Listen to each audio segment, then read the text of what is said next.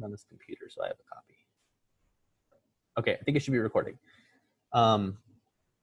So today we're going to talk about web crawling and scraping. I just opened up my HTML file and I found a typo in the second word, so it's always a good start. But let me share my screen and we'll get started. So you can see here, I've already misspelled web crawling. Okay. Okay, if there's questions, just please just use your mic. It's hard to follow the chat as well. But yeah, so anyway, a lot of people in econ like web crawling or web scraping because there's a lot of data online that doesn't come as a downloadable CSV. Rather, you have to go out, you have to get it, you have to kind of make a data set for yourself. And this is pretty much one of the major tools to do that. So I think it's super important for economists to know, and I think it's kind of a fun activity as well. So the introduction, I want to talk about the differences between when someone says they have a web crawler versus a web scraper, what the difference between those two things really mean. So a web crawler is pretty much what Google does, where they go and they visit websites and they just kind of index them, and they just find, okay, this website is a shoe website. I'm going to put that under that category. So when people search for shoe, they can find it or something like that, right? Web scraping is actually the process of getting the data off of the website.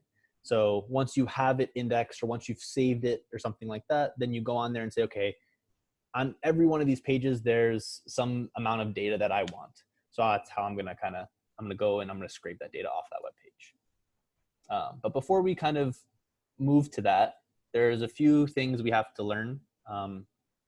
Specifically, we have to learn how to work with strings. We have to learn about loops, and we have to learn about a few packages and HTML as well. So the first thing I want to talk about is strings, because a lot of what HTML is just a bunch of text. So we're going to have to be able to parse that and manipulate strings, as well as URLs. So there's a few major, really important functions for strings that you might need to know. This first one is going to be paste. So paste is going to do what you think it would do, where you have two strings or a vector of strings or something like that, and you're just going to smush things together.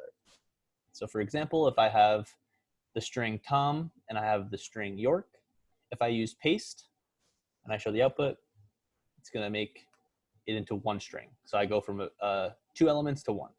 Now notice that when I call paste, there's a space here. There's no space in the string, but whenever paste sees one object separated by a comma, it says, okay, I'm going to need to fill in a space there. Now, maybe that's not what you want. Maybe instead, we're dealing with URLs, you can have spaces. Rather, you want to have dashes, right? So you can specify the separator. So here, I'm going to specify that I want a dash. So if I paste this, it should be Tom with a dash and then York. Now, suppose we want to be a little bit shorthand, right? We have a bunch of things that we're combining and we don't want any spaces. We want to type the string exactly the way we want it to show up. Then we can use paste 0. Paste 0, putting a 0 there just specifies that the separator is going to be nothing. So there's no separator, there's no space, there's no dash, there's nothing. It's just smushing them together exactly how they are. So if we show it like that, there's going to be no space. So I usually use paste 0 just because I don't want to have to deal with remembering that there's a space or figuring out some sort of separator. Unless I'm dealing with a bunch of different things, then I might want to have a separator or an and sign or something like that. But usually I just use paste 0. So that's if we're just pasting 2 character elements. But if we have a vector of them, so here I'm going to have Tom and I'm going to have Johnny and then I'm going to have York and Greenwood, and I want to separate them by an underscore, it's going to paste Tom and York and Johnny and Greenwood, both of these separated by a underscore. Let me show the output for that one. You get Tom York and Johnny Greenwood. So that's if you wanted to combine strings. If you want to separate strings, or maybe take a little piece of a string, you're going to use this substring function. So the substring function takes 3 arguments, takes the string that you're starting with, and then it's going to take a start and a stop. So if I say Tom York 1, 4, it means start the substring at the first character element and then the 4th character element. So it's going to start at T and end at M.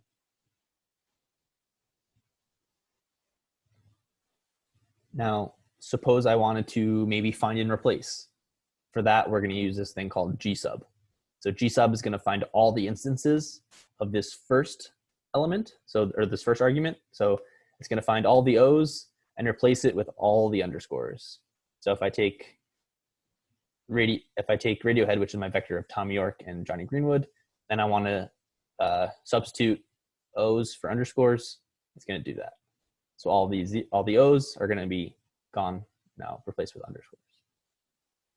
Now maybe I don't want to replace them. Maybe I want to find, does this character string contain this substring? So for example, I'm going to use this function called Grepple. I'm not sure what it actually stands for. I think it's like general something. I just call it Grepple. But what it does is it tells me, does an M exist in this vector Radiohead? And it's going to do it for each element. So if I look at the results for that one, it's going to say an M exists in this string, but does not exist in this string. And then if I look for a Y, it's going to say, okay, it's going to exist for this one, and it's going to exist for this one. So they should both be true. So these are pretty helpful. This last one is called, it stands for regular expression. So what this is going to do is it's going to give you the position of that element in the string. So for example, if I put an M again, instead of returning true, this is just like a binary 1, 0. This is going to tell me what position the M is in this string Tom York. So it should return a 4. So it returns a bunch of stuff, but we really only care about this part. So it returns 4 for Tom. And we're also searching for M in Johnny Greenwood, but there is no M. So rather it just returns a -1 to let you know that, hey, I couldn't find this. So instead of confusing you with some other number or a 0 maybe, I'm just going to give you a -1. And then if we look for Y, it'll output the same way. This time it's going to be 6 because it's going to be Tom York. So here's 4 characters, 5 characters. The 6th one is a Y. Here it's going to be the 5th one is a Y. And then the final thing I want you guys to know for strings is this thing called string split. So what this is going to do is it's going to cut your string at every point it sees a space or any character, right? Whatever you put here. So for example, it's going to take my Radiohead vector and it's going to chop it up every time I see a space. So let me just put this into R.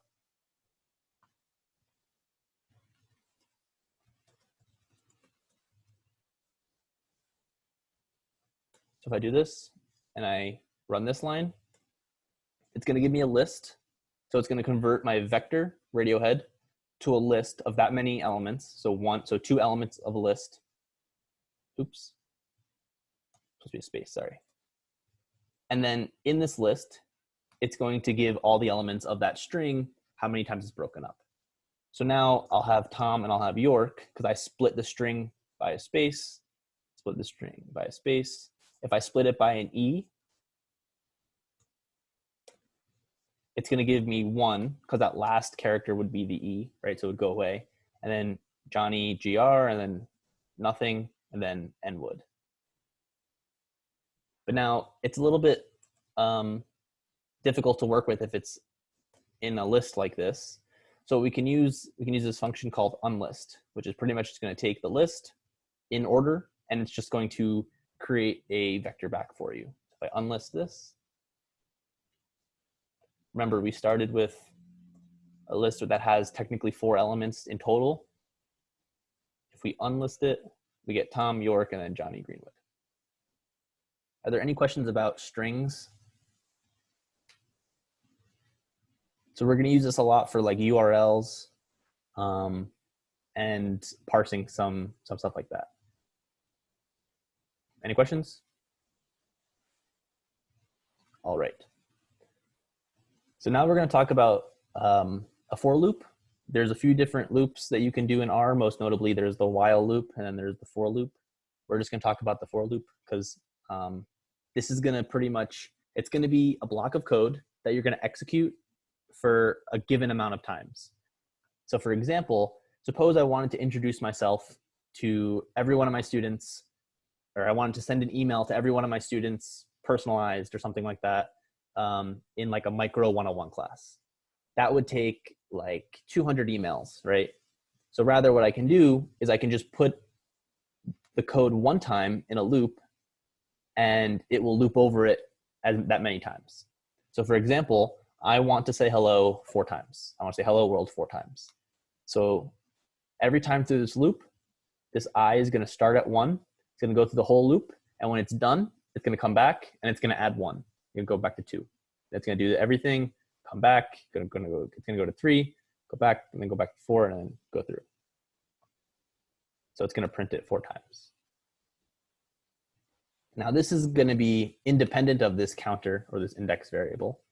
Rather, we can actually use that index variable inside of our loop as well. So for example, suppose I have names, right? I have Alex, Brad, Brian, and Adam. Maybe I want to say hello to each one of these people. Well, I can write a loop, so I can say for name in names. So I'm creating this index for this vector.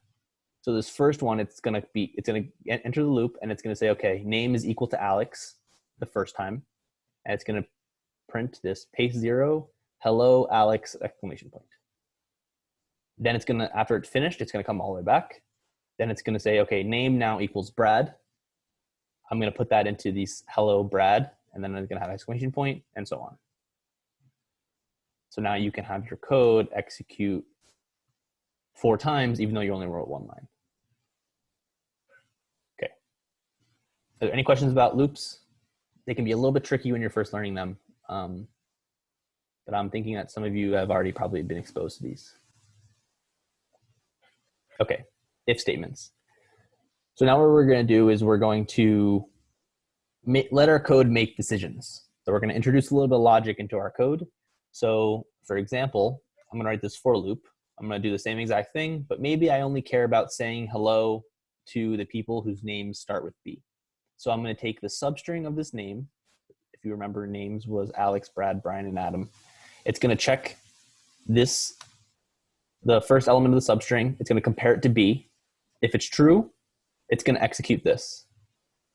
If this statement is false, meaning like the first one would be Alex, right? It would be equal to A, then it won't do anything. It'll never even look inside of this if statement, and it'll just loop over. And then it'll go to Brad and say, okay, does this work? Then yes. Then it's going to print. So for example, it's only going to print 2 times here, even though I looped it over all 4 names. But maybe I don't want to ignore Alex and Adam. Maybe instead, I want to say something different to those people. So in this example, I'm going to have an if and then an else. This else is going to be a catch-all. So if this happens, this will not happen. Likewise, if this happens, this will not happen. So only one of these things can happen. If you have a bunch of if statements, only one of those things can happen. Once it executes, it'll continue on. So for example, if it's equal to B, then it's going to say nice to meet you. If it's equal to anything else, it's going to say hi. So if we look at this, say hi Alex, nice to meet you Brad, nice to meet you Brian, hi Adam. Now we can also do multiple conditions. So if we don't just want to have an if else, right, we can have if and then else if and then else. So we can really kind of customize this to have the computer make these decisions for us. So if the first name starts, the first letter starts with B, say nice to meet you. If it equals Adam, we can say hi, and then if it equals Alex, we can have it say goodbye or something like that. And then if we want something to execute every time, we could just put it at the end of the loop because it's going to execute all of this information, and then it's going to move on and it's going to hit this thing. You can also put this print statement below this one, and below this one, but why write it 3 times if you could just write it once? So that output will look like this. Bye, Alex. Okay, I'm going to go meet the next person. Nice to meet you, Brad. Okay, I'm going to go meet the next person, right? Okay. Now, we can combine these 2 things So we can combine if statements and loops in a very particular case with this if else. We used this before when we were generating data and we were conditionally coloring plots, but now I wanted to talk about it a little bit more. So because R is already vectorized, you really don't want to write loops in R. You want to try to avoid loops as much as you can. They're pretty slow. Sometimes it's unavoidable. Like for example, for some of this scraping stuff, it's unavoidable to write loops to go through every single URL you might have or something like this. But in general, you want to try to avoid loops as much as you can. Now, I say that, but at the same time, loops are also very easy to read because you can see what's happening every time, and maybe that's helpful for you. So it's kind of a trade-off between readability and performance. Depends on what you're interested in. But anyway, what if else is going to do is it's going to pretty much loop through your vector, and it's going to perform an if statement on every single item. And this is going to be way faster than a for loop with an if statement nested inside. So if I do this, it'll be way faster than if I were to do something like this. So this first one, I'm going to check the name, the first letter of the name. If it equals B, I'm going to put a 1, otherwise put a 0. Now notice how, oh, I just used name here. Okay, never mind. So now I'm checking the entire vector. I don't have an index there. I can just put the entire vector in there. So this is going to output a vector. It's going to check each one, and it's going to output. And then likewise, I think we talked about this before briefly, but you can also nest these if-else statements. So you can say, okay, if it equals B, give me a 1. Otherwise, if it does not equal B, check this next condition, where this next condition is going to ask you for if the last letter, so I'm using this argument called nchar. So it's going to be the number of characters in names. So if Adam is 4 letters long, it's going to put in 4 there and 4 there. So it's going to ask if it is equal to M, put a 2, otherwise put a 0. So Brad and Brian would get a 1, Adam would get a 2, and Alex would get a 0. Okay, are there any questions about loops or if statements or strings? Are we all good? Okay, so we're gonna move on to crawling soon, but I just wanna show you guys one package before we go there. So it's mostly cosmetic, but it makes your code a lot easier to read, especially when you're writing what can end up being pretty complex code relatively. So it's this package called magritter, and all it does is allows you to use this little thing here called a pipe. So what I'm gonna do is I'm gonna create 100 random numbers, right? And I'm gonna do this pretty complicated thing to it. I'm gonna take the average of the 100 numbers. I'm gonna do e raised to this average. I'm gonna take the square root of it, and I'm gonna print it. So it's kind of like just a bunch of functions that are kind of built out on top of each other. So if we show the output, it's going to be 0.9. The outcome of this is immaterial, but rather what I care about is the flow and how you write this. So if this was maybe longer or maybe even a lot more complicated, this would be really difficult to read because you'd have to think almost backwards. You have to think like inside out. Whereas with magritter, you can rewrite this. So instead of writing it this way, you can write it this way. So you take your x, and I think of it as like a waterfall, and it falls into mean, and then it falls into this exp function, then it falls into the square root function, and then it falls into print. So to me, this is a little bit easier to read, though it might take a little bit of practice for people who are used to writing functions like this, but it gives you the exact same output. It's not different. There are a few other little tricks you can do with magritter, but I'm gonna hold off on that for now. We're just gonna talk about this one. So an important nuance of this is that if it will always put it into the first argument. So for example, rnorm, if you put in one argument for rnorm, it's that's gonna be the n. So if I do an rnorm 100, it gives me 100 random numbers. If I do rnorm 10, it gives me 10 random numbers. And it just assumes that your mean is 0 and your standard deviation is 1. That's already preset. So what magritter is going to do, if I do 10 R norm. It's going to put 10 in that first slot. Now, suppose I don't want it in the first slot. Suppose I want 4 random numbers. So for example, this one, I want 4 random numbers, but I want the mean to be 5. If I put a period here, Magruder will look at this 5, look at the pipe, and say, okay, I don't want it in this first slot. He wants a 4 there. He actually wants it in this slot. So it knows that you put the 5 in the second slot. The second slot is going to be mean. So now this is going to be 5 random numbers with a mean of 5 and a standard deviation of 1, which it pretty much looks like. Same thing with here. This is going to be 5 random numbers with an average of 0. And then likewise, you could put it into the third argument. So this is going to be average of 10, standard deviation of 5, 4 random numbers. And then lastly, you can do all 3 of them, right? You can put it in for each argument. You just have to put the periods there. So this is going to be 5 random numbers with an average of 5, standard deviation of 5. Okay. So let's talk about what HTML is. HTML is pretty much what runs the internet. It's it's like the computer code behind websites, and it looks like this. This is a super, super basic HTML document. And if you notice, it should look pretty similar to something we've already talked about. It should look like an R list, like a list in R, right? I can kind of write the same exact thing. If I were doing this in R, maybe I want to call it HTML, and I want to make it a list, and I want to make the one element called head, and I want to call it my first web page.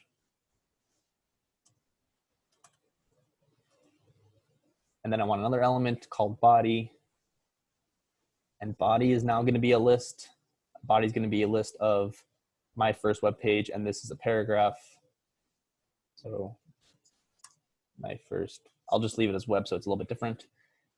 And then this is a paragraph.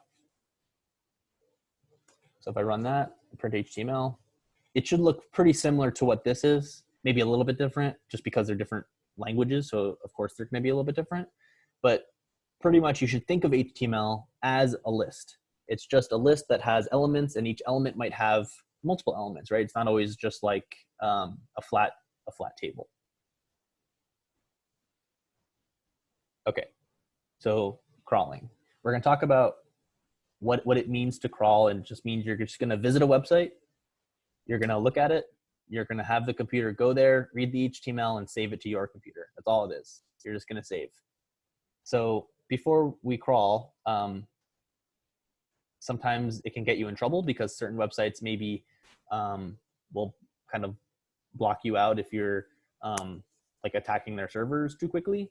So there's this thing called a robots.txt file, which will tell you what you can crawl, what you cannot crawl, and how fast you can do this. So for example, where I got all that Knicks data from was this website called Basketball Reference. And if I just go to Basketball Reference, this is what it looks like. Fantastic, you got players, you got stats. But if I type in /robots.txt, most good websites will have one of these, and it will give you a little bit of information about what it wants from you. So for example, it'll tell you what user agent, so this user agent Ahrefs bot, this means disallow anything that looks like this, so pretty much everything, right? This guy is not allowed on their website. So Twitterbot, I think, is also disallowed from everything. Now, this is where you would be concerned. User agent star, so this is every other user, is not allowed to access something that looks like basketballreference.com/blazers/ and then something else. I don't know what this blazers means. I don't know what this dump means. Anything with game log, apparently you're not supposed to scrape. I mean, you can scrape all of these things. It's just if Basketball Reference sees you doing it a lot and they don't like it, then they'll stop you. And this is also important, this crawl delay. They're requesting that you wait 3 seconds between each call. We're going to be scraping pretty, I'm going to ignore this for now, but if you were maybe a better person than I, then maybe you would have all of your scripts wait 3 seconds in between each call. So here are some other ones. Here's one from the CDC. I feel like this is pretty topical right now. So User agent, you can't scrape this stuff. They don't want you to, at least. So do not index the following URLs. So this rover bot apparently is a bad dog, and they don't like this person anymore, so they won't let him scrape at all, right? And this is kind of a funny one. This is Nike. So if you scroll to the bottom, they have a little swoosh mark. I thought that was kind of neat. Some of these websites, you can find like some pretty cool robots.txt files. Like I think TripAdvisor has a cool one where they say, oh, if you're not a robot and you're a person and you're at this page, then we probably want to hire you or something like that, because they want like search engine optimization people who will scrape a bunch of data. So anyway, I say this just to if you are scraping a bunch of stuff, you might want to just check. Like for example, I was scraping this NYPD website one time and I was doing it too quickly. They requested a 10-second crawl delay and I just totally ignored that. And then my IP address got blocked from my apartment, so I couldn't access the website at all from my apartment. But I could go to like a coffee shop and do it, or I could like change my IP address and it's fine. But yeah, just be aware of that if you are doing that, you probably want to check out these robots.txts and just make sure that what you're doing is all above board. Okay. So let's talk about setting up our script. So like I said before in a previous one, where this is pretty much how I start all of my scripts. I just have the packages I'm going to need. So for example, we have this one, which is going to be doing 99% of the heavy lifting for us. This is called rvest. This is the package that's going to let us scrape and all that stuff. We're going to load magritter. So that's going to be what we talked about before. That makes our code a little bit easier to read, I think. Maybe you'll agree with me by the end of this. And then we're going to load this last package called JSON Lite. This is going to allow us to read JavaScript objects. So if there's anything in JSON, it's a little bit tricky to read because it's like a weird list format that we're not used to. And we can read them really, really quickly with JSON Lite. So we're going to read these 3 packages in there. I'm going to set my working directory. So I'm going to set it to this empirical workshop scraped HTML. So give me a moment. I'm trying to pull up.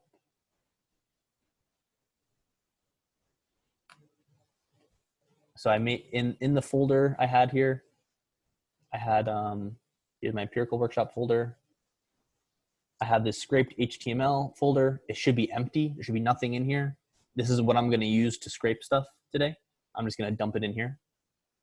So I'm going to set all this stuff as my working directory, load all these packages up. You see this? That's fine. It's just loading a second package in the background. Okay. So now we're going to go scrape the 2019 Knicks roster. So if I go to Basketball Reference, here's the website. This is what it looks like.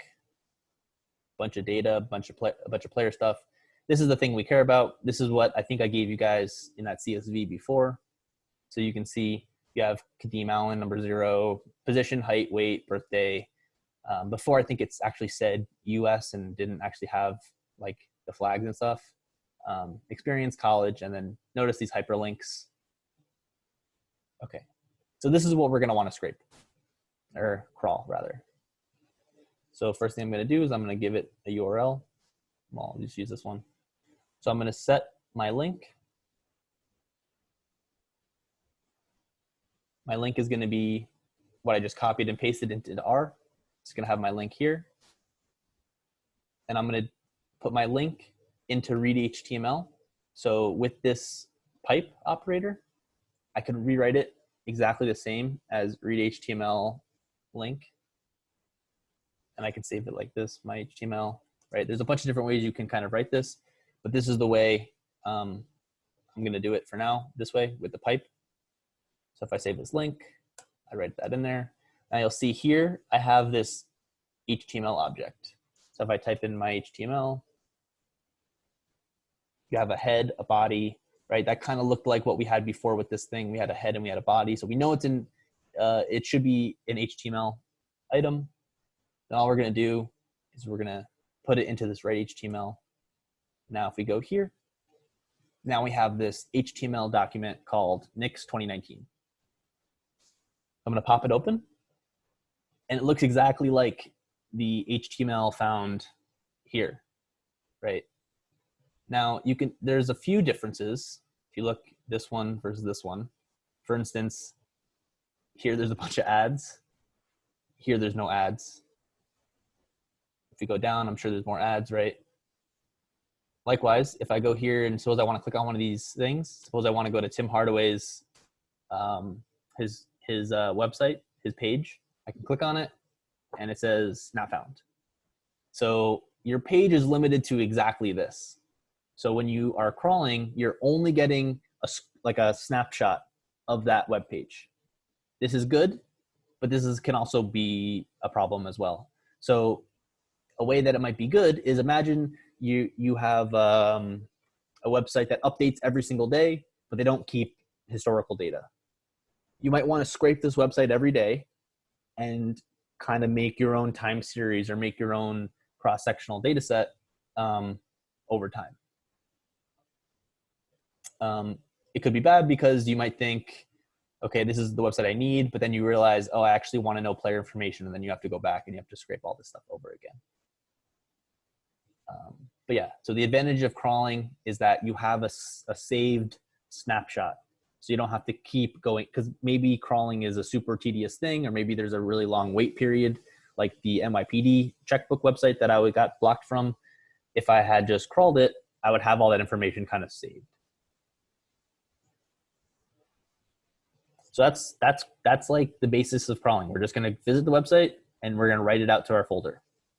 So now if we wanted to crawl multiple, right, we can use a for loop.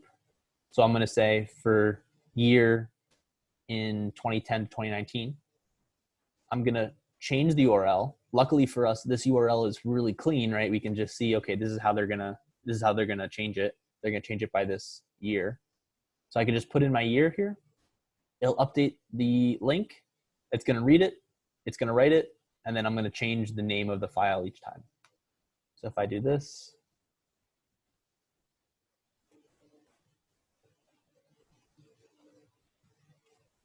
and then as it's going, you'll see it populate in my folder. And then I have all 10. Or yeah, 10.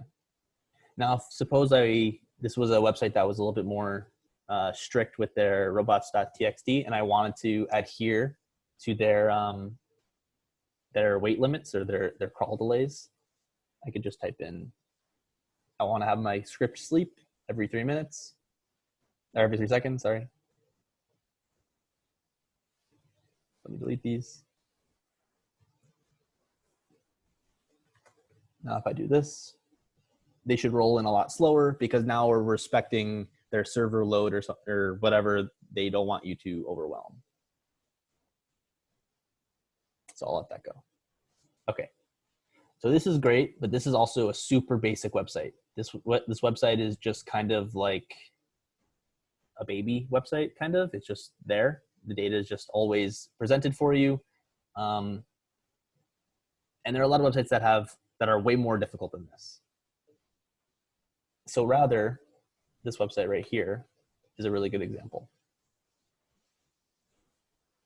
So if I go to this website, it tells me how many people are on government websites right now.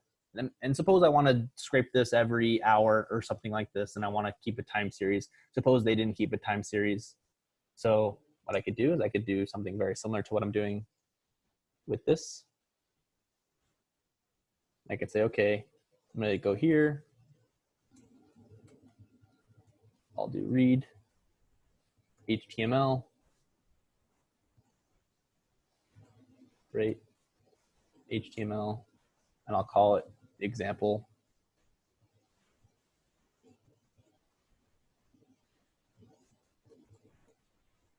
So now if I go to my website, my thing, I have example.html, open it up. It looks a lot different. And I have this ... So ... people on government websites.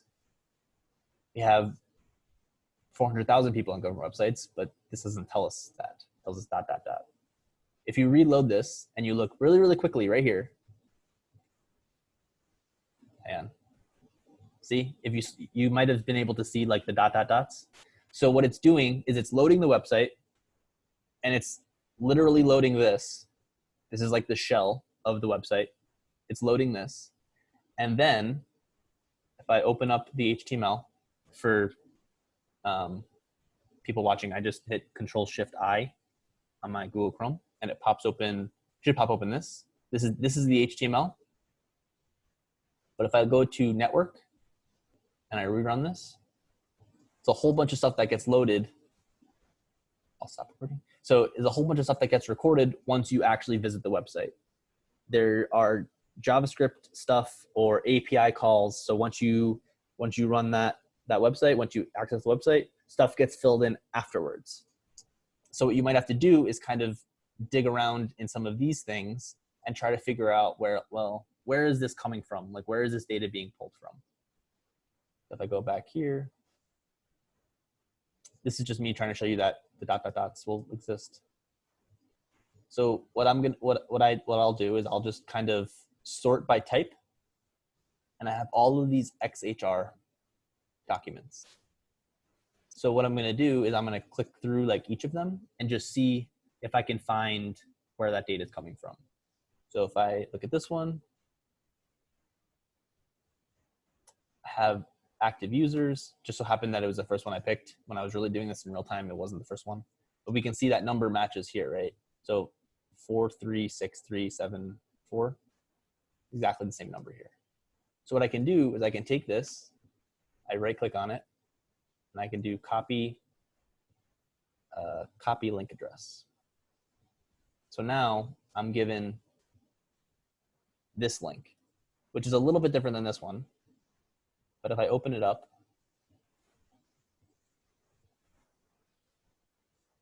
it gives me this weird looking thing. This weird looking thing is called Json. It's just a special format for data being passed by API. So pretty much what we want to do is instead of scraping it with read HTML, we have to use that, that website, that package JSON Lite, and we're going to call from JSON. We click on it, it's going to give us an R list. It's converting this into R, and then maybe we can save it as X. Now we can do X, a whole bunch of stuff here. Maybe we want to go to data, active visitors, then we can get this. So now if you were scraping or crawling a website like this that you knew was maybe a little bit dynamically generated, it wasn't as easy as basketball reference where everything's already there. You would want to instead of crawling this thing, you would instead want to crawl this thing, right? So you'd want to figure out a way to index all of these JSON files in a timely manner.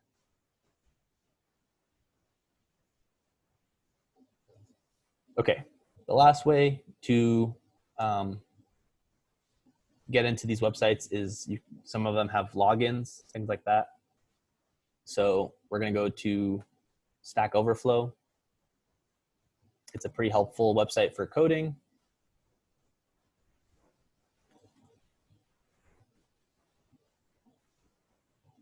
And here's a bunch of questions that are recent or something like that. So what we're going to do is we're going to try to visit that, and we're going to try to scrape some of this stuff. But we have to log in. I'm not sure why it's not. Maybe I'm already logged in. Yeah. Well, I'm not sure how to log out, but if I tried to do this regular,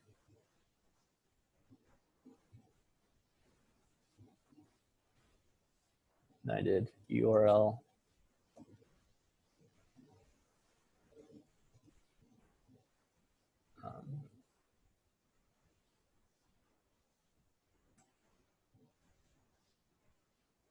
okay. What did I do wrong here?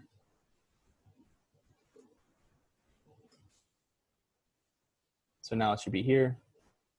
Now it looks like this, right? So I have to log in.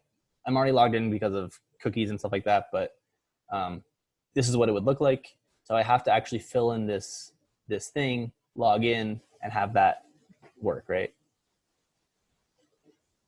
So rather, we're going to have to use this function called HTML session, and we're going to have to find the forms, the HTML forms. So for example, this is a form because we have to fill it out and submit it. Here's another form. It's a search form. So for example, if I open this, we have two forms. We have a search one. So we have the search form, and here's the input text. So that's going to be this one. And then the second one is going to be a login form. So this is going to be, here's a bunch of hidden stuff. Here's your email. Here's your password. Here's your submit button. So what I'm going to do is I'm going to save that first form as form.unfilled. And I only care about the second one because the first one is the search bar, and I only want to log in. And then I'm going to take my unfilled form.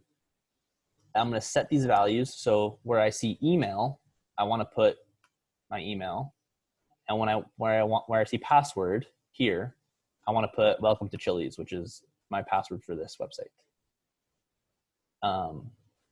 So this last little step here, this is not common for some reason. I was Googling online a bunch. This is not identified as a button or something like that. So I had to set it as button, but maybe it might be working now. And then all you do is just submit it. And then once you submit it, you should be able to then go back to the website and it should be okay. So at that point, you should be able to see this instead of this. I'm not gonna go through it, but you guys can check it out by yourself. I don't care if you have this password. It's the only one I use for this one. So, but are there any questions about that? It's a lot, and you shouldn't be absorbing it all. If you are, that's like pretty cool. But yeah, are there any questions or concerns about crawling? How do we show all of the elements in a web page again, like in that side menu? If you're on a PC, Control-Shift-I on Google. So if I'm here, oops, if I'm here, I hit Control-Shift-I and it pops up, or you can right click and hit inspect. And then it should pop open all of this stuff. I'm going to talk a little bit about this in a second.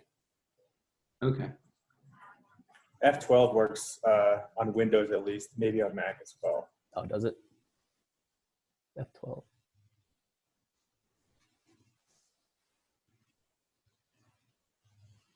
It just changed my volume. Okay. Anyway. Okay, so now we're going to talk about actually scraping. So we're going to talk about how we need to, if there's something on a page that we want, how do we get to there, right? So if I go to basketball reference,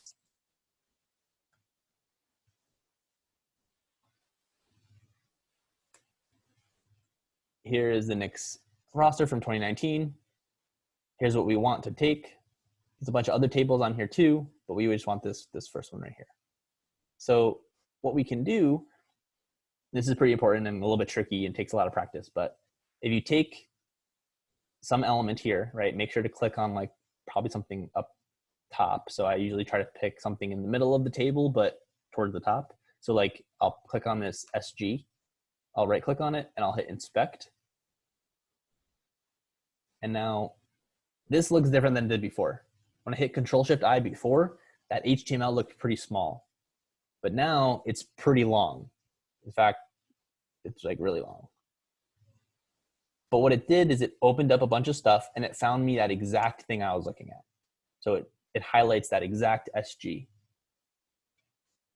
So then this line is also, remains highlighted, even though I'm off, right? So this remains highlighted. Now, if I'm looking for a table, I kind of look at this, and again, this takes a little bit of practice, but if I see this and I see TD, that means like table data.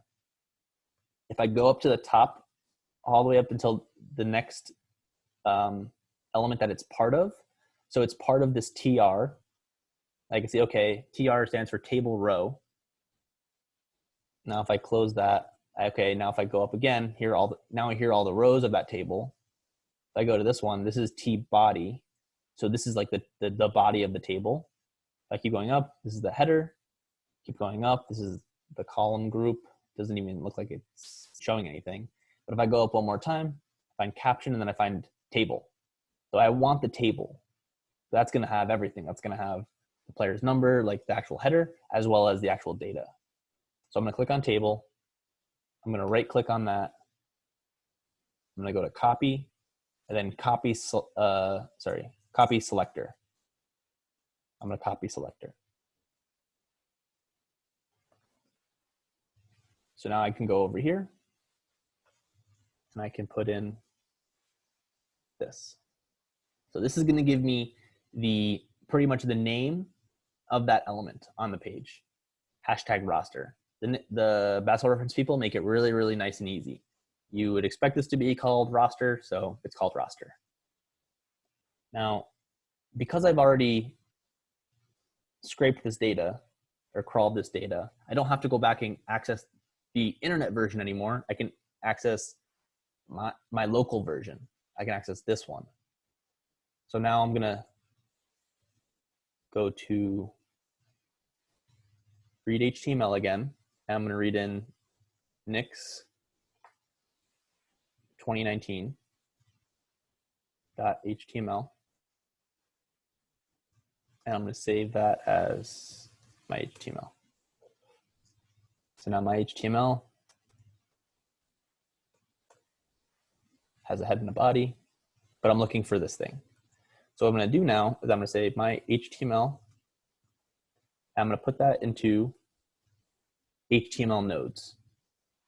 So it's now this is going to ask me, okay, given this HTML, what node do you want?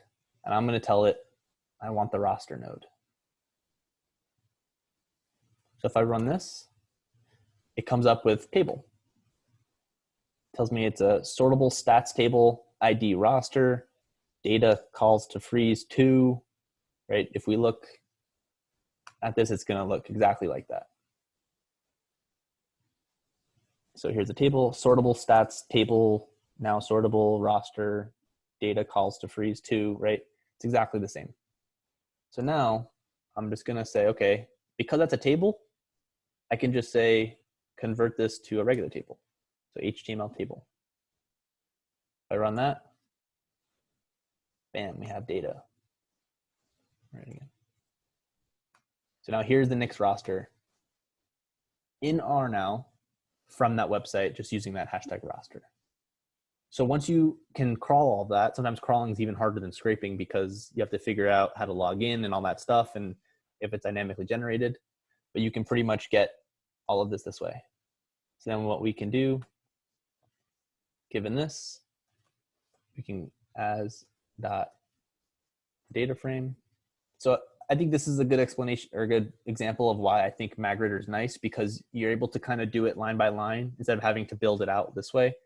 So I could save it as a data frame. I'm going to call it Knicks. Now if I go here, I have my data frame. This should be pretty much exactly what you guys have in that data set from before. This is how I got it. Are there any questions about that process?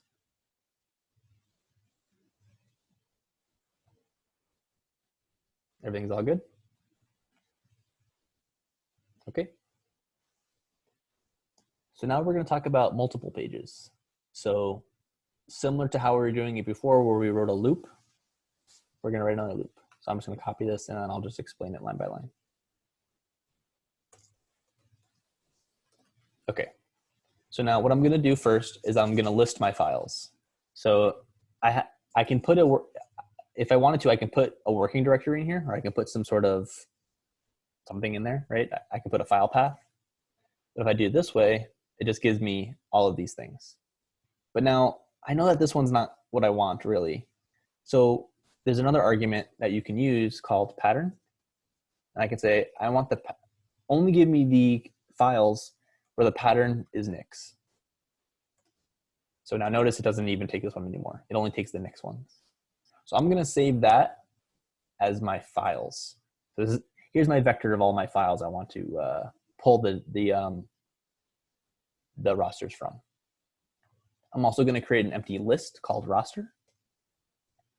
So now I have this roster is empty list of 0, and I have my files down here, 1 of 10. Okay. So what this is going to do is it's going to take the first file in files. So let's just set that so we can see it. Oops. Files 1. So now file is going to be Nix 2010. So I'm going to take this. I'm going to read the HTML.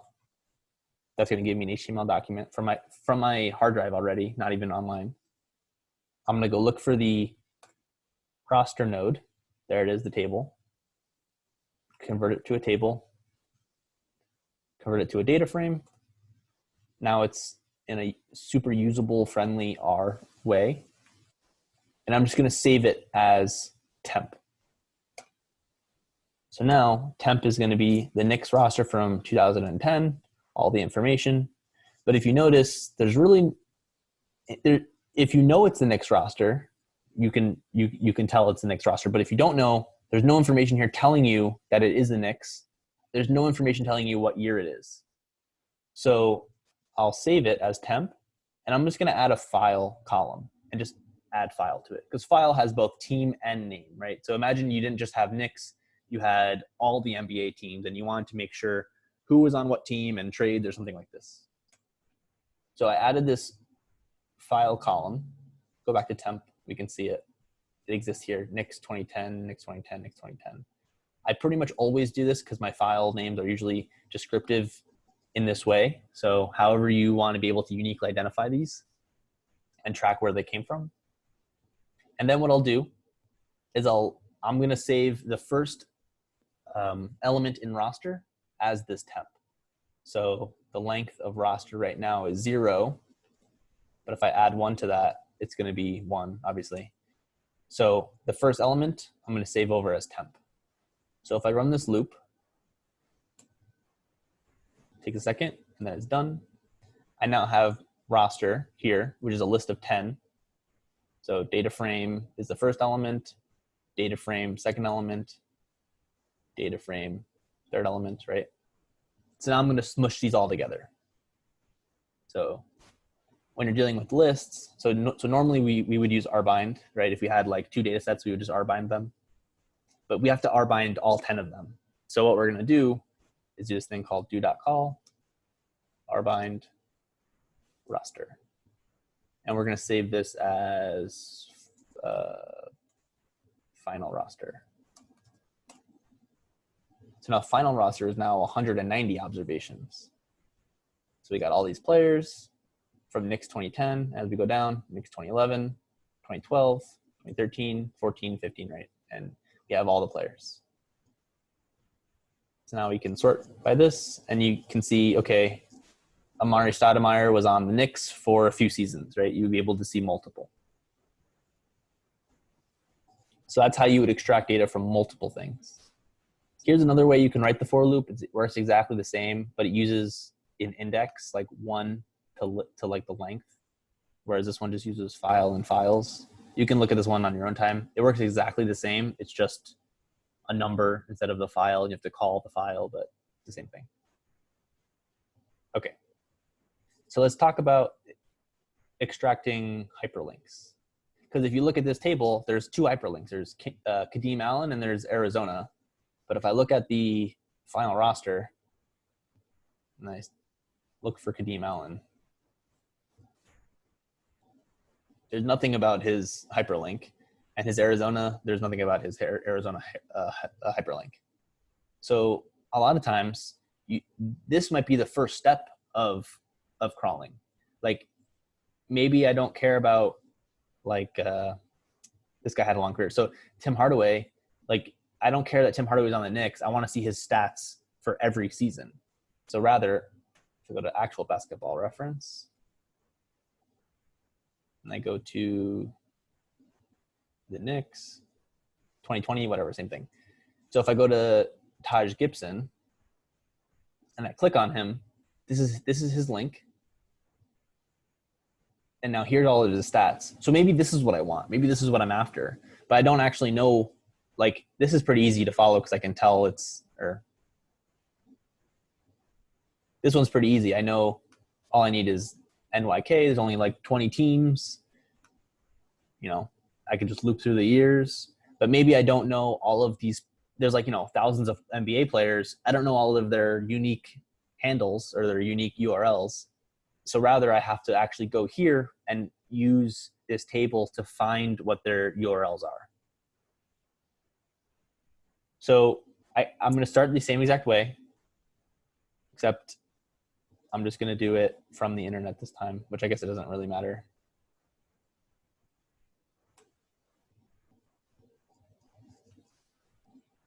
So I'm going to save this as my HTML. I'm going to go to the roster. I'm going to make it the same exact thing just to get a base. So I run this. I go to Nix. This is what we've been seeing, but there's no information about Kadeem Allen's URL, nothing about Arizona's URL. So now let's go back into the roster.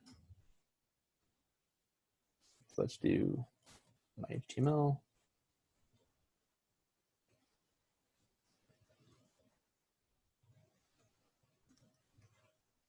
So if we look at this, it's a table. But now if I go back here and I inspect this, this is not the right one. Let me make sure it's this exact one. Okay, so here's the actual thing we would be scraping. I'm gonna go check out this again, right? Exactly the same way. It opens it all up. And now I want to go to Kadeem Allen's thing and I want to find his URL. So if I go up one, I notice that there's an arrow here. This one just has nothing associated with it. It just has this. But this one has a little arrow and I can click down and it looks like here's his link, right? And you can even see where my mouse is hovering. You can see that URL for him. It's really small, but you can see it. So I want to get this. So I'm going to look for, in this node of roster, I want to look again for A nodes, because this is a little caret then a table. It's a little caret then an A. So I'm going to look through this, and then I'm going to do HTML nodes, and then A. So now I have a bunch of stuff coming down, right?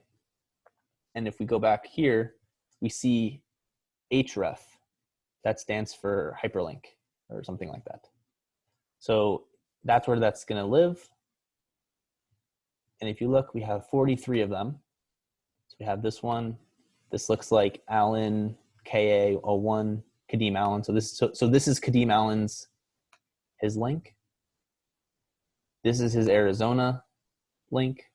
Then we have Ron Baker, Wichita State, right? So we can kind of see that there's 2 links here in each row, right? So this is what we're going to want to take. We're going to want to take these ones. So now I have this list of things. So if I want to do HTML attribute, I want to get all the hrefs, right? I just said that the href is what we're after because we already know it's Kadeem Allen. So now here are all the links. It's only half the link. It's only up until right here. So it's giving us this, not this. But this is pretty easy enough to just copy and put in there. So we'll use the paste function for that later.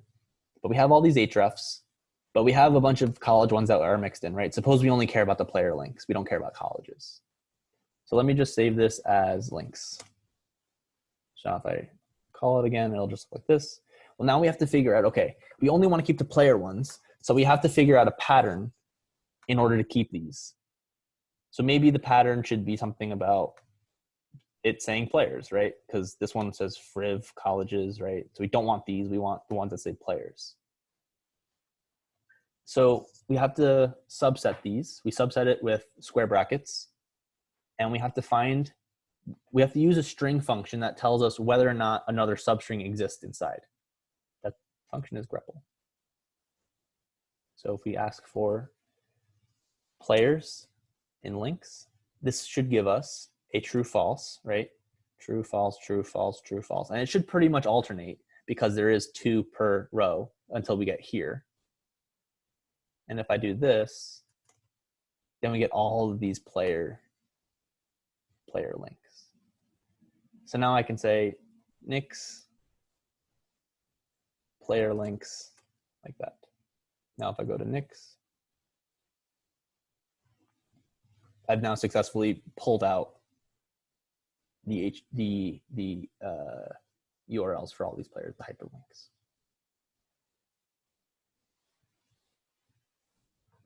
Okay, so that might not be good enough though. Maybe we want to keep going, right? Why would you want just their, I mean, it's helpful because now you know you have a unique identifier. Like for example, maybe there's another player called Billy Garrett. That's not that crazy of a name. So maybe there's multiple players called that. So maybe you want this to be his unique identifier. So you can definitely use it as that. But maybe you want to go to his page and get some stuff off his page, right? So maybe we want to go to Kadeem Allen's page. Oh, right, wrong one. We want to go to Kadeem Allen's page.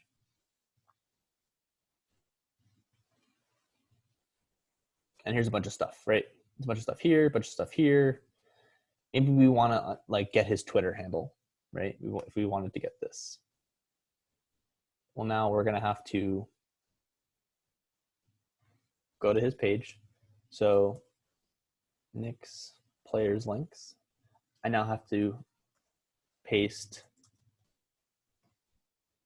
the front half of that URL.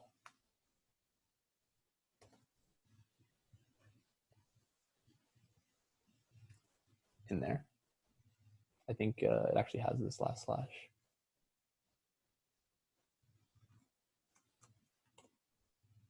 Okay, so now I've updated their URL to have the front half too.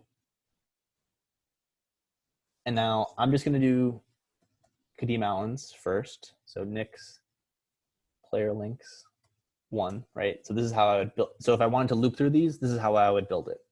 I would say, okay, this is his URL. Let's visit it.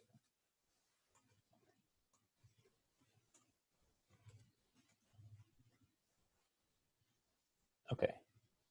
So now I know I have this page now in my HTML.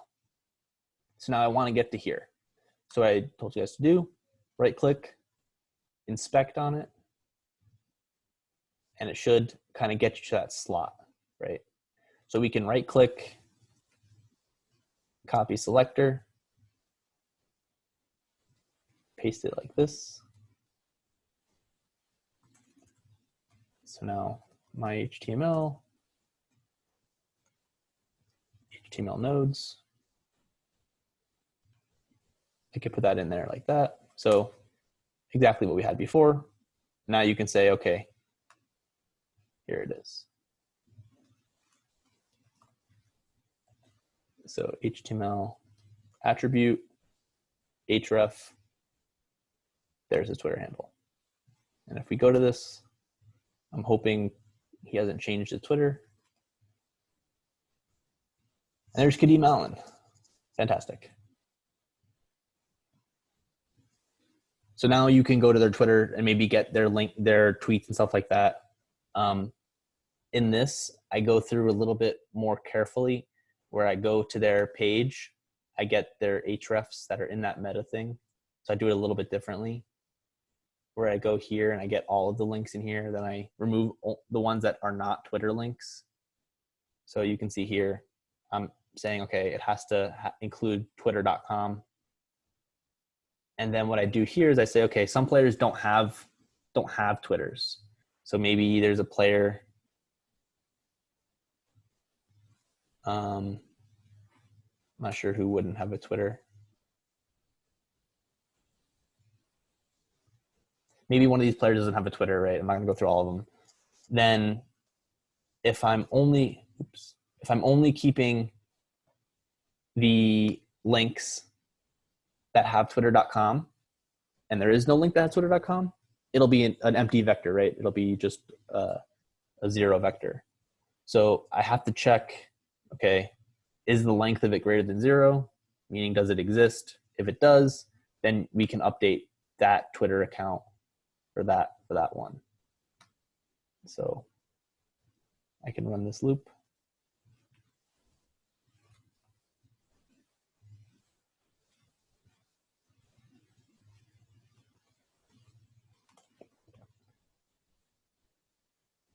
I think I had to paste it, but anyway, it works here. And if we show it, here's the player links, here are the Twitter handles, and you have one for each one of them. Are there any questions about that? I'm throwing a lot of stuff at you guys, but hopefully it's more not so you get it in the moment, but so you can kind of go back and say, okay, this is kind of what he did to jump from page to page or absorb stuff like that. Any questions?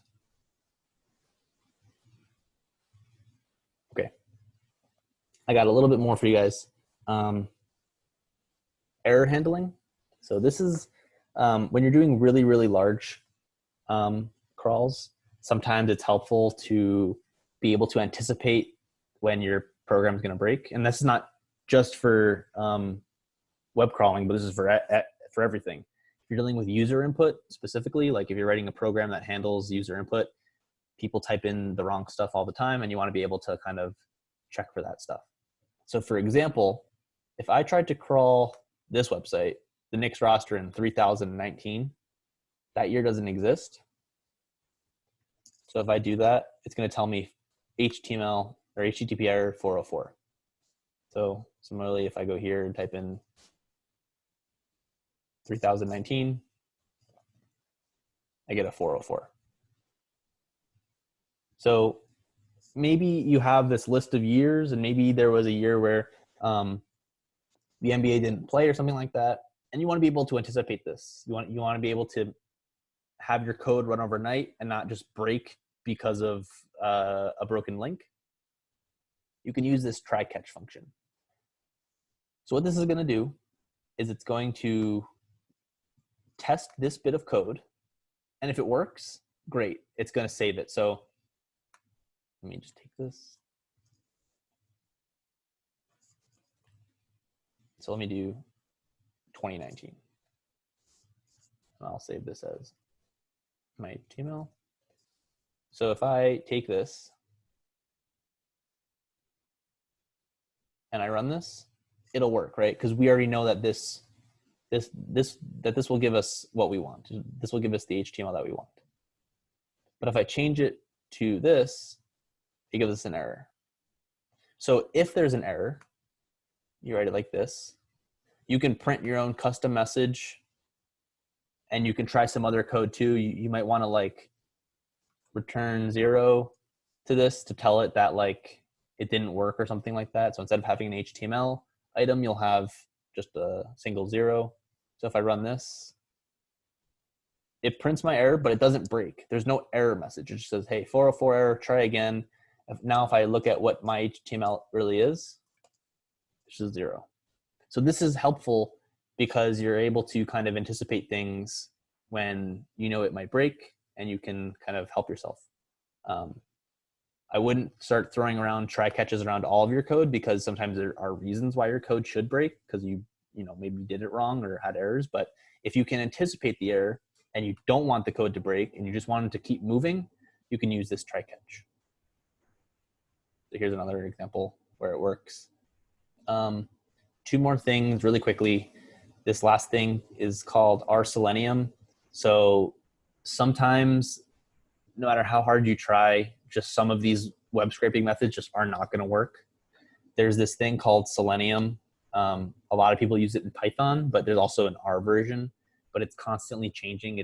I think last year it just went under someone else, like a new person was like maintaining it. But pretty much what this does is it will like literally simulate a browser experience. So when you like are using our Selenium, it will like open up a new tab. It'll look like this. You have to tell it that you want it to type in basketball reference. It does it.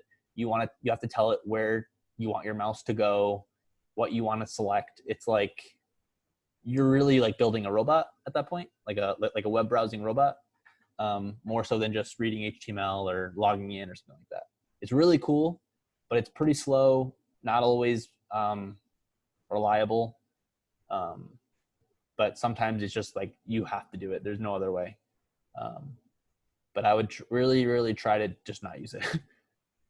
Finally, PDFs. People always ask me, oh, okay, well, can you scrape PDFs? And the answer is yes, but it might just be easier to do it by hand. What happens with PDFs is it takes each page, this PDF tools, it takes each page and combines each page into one character element. So pretty much like each page will be between two quotes. So it'll be like page one, and it'll just be all of the text in page one. It's a lot. It's really, really hard. And you have to be able to like parse all of the strings and make sure to get patterns. Like for example, I scraped a bunch of these PDFs before, but these were pretty easy because there's some sort of pattern. But even still, there's like this row didn't have names here. So I have to know that, okay, if there's extra space, I have to figure out that there's no names. It's really, really tedious and annoying. And I would just say, just stay as far away as possible. And then that's all I have for web scraping and web crawling. I think Adam is going to go through some more with you guys, but I think it's pretty much just going to be a rehash of what I did. Are there any questions, or does anybody have websites that they want to scrape that they've been thinking about for a long time? I can give you like a head start or something like that. Any questions?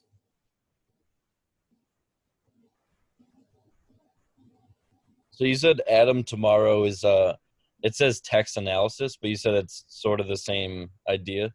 No, text analysis is going to be completely different. Oh, Text, okay. Yeah, text analysis is like, so he does a lot of real estate research.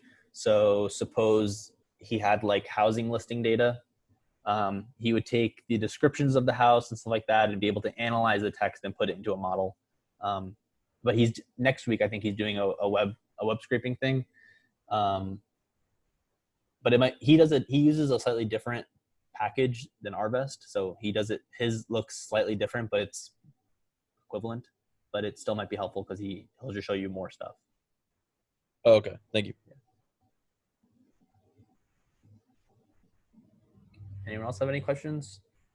Or have a website in mind? I've seen a couple of papers by Pablo, I think Barbera is his name, where basically he scrapes all of Twitter to find who's following who on that. And he made it seem like it was really simple, how everyone knows you can just scrape Twitter accounts. Do you know anything about that, or could give like just show us where to go for that? Yeah, scraping Twitter is not easy. So I was trying to do this just kind of for fun at one point. And what Twitter does, so for example, suppose this was a Twitter page. What it does is as you scroll, more tweets load. But as you scroll, the tweets above go away. So you have to like crawl that page and save it with like, you have to save it as like this _ number of times you scrolled. And that's if you're like actually scraping it. But there are Twitter APIs that you can like way easier to do. So you would just use, I'm not even sure.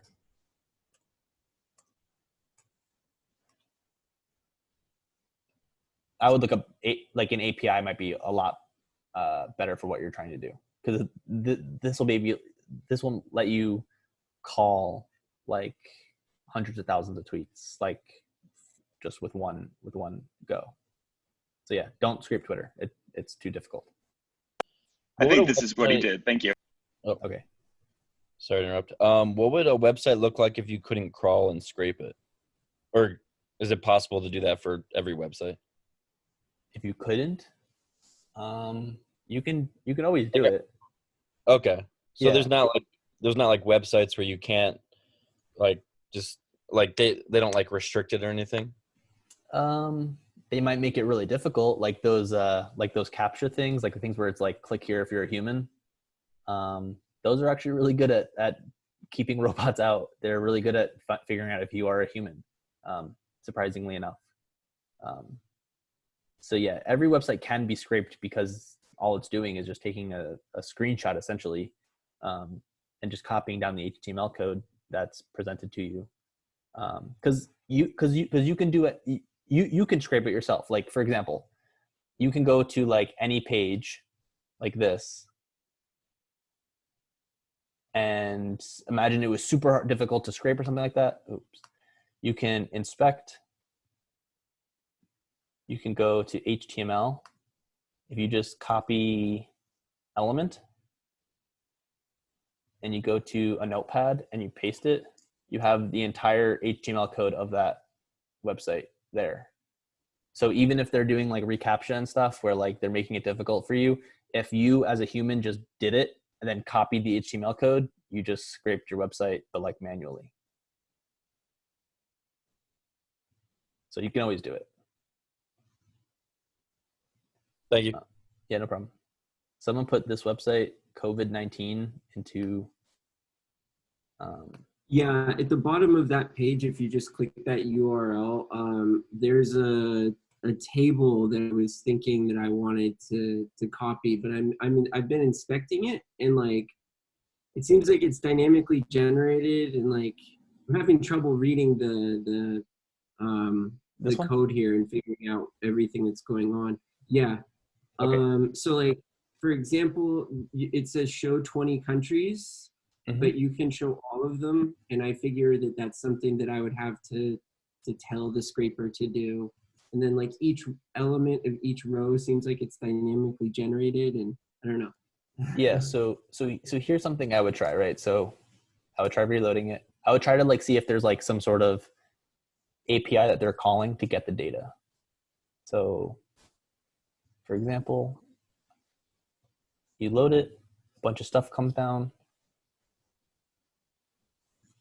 Yeah, so if there's no XHR, that means that they're not pulling from anything. It's all like JavaScript, which is really difficult to scrape.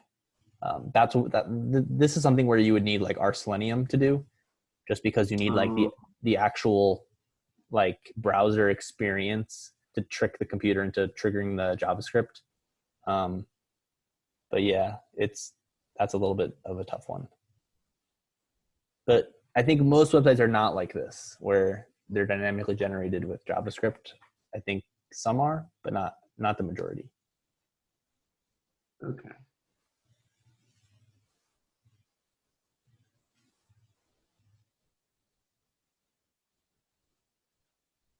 Yeah, I think it's all JavaScript. But anyway, anyone else?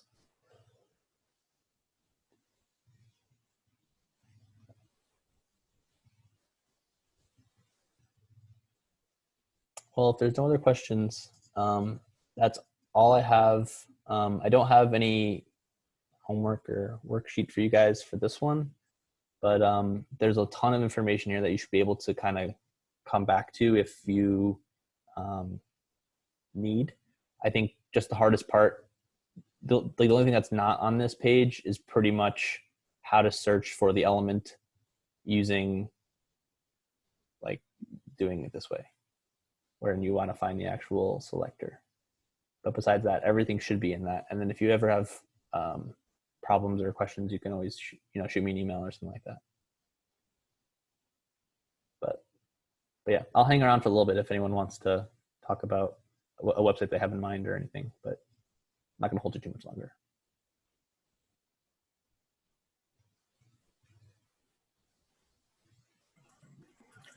Alex, you might have already covered this when you're talking about PDFs or scraping PDFs, but what about like downloading a PDF to a file just directly programmatically?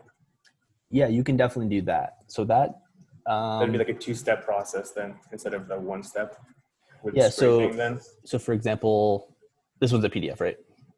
Uh-huh. So I would just go here, and you can use this thing called download file. Okay. Yeah, and it just downloads. You might have to put in an argument for where. Let me see. Error. Yeah, destination file missing. So let's do example.pdf. So it's trying it, downloaded it, should be in here, example PDF. Now here's a Alex version, maybe. Maybe not. But you could definitely do it. I had to do it for these, I think. It might not just be showing up, but Awesome. Thanks. it's something like that. If you look up download.file, you'll find stuff.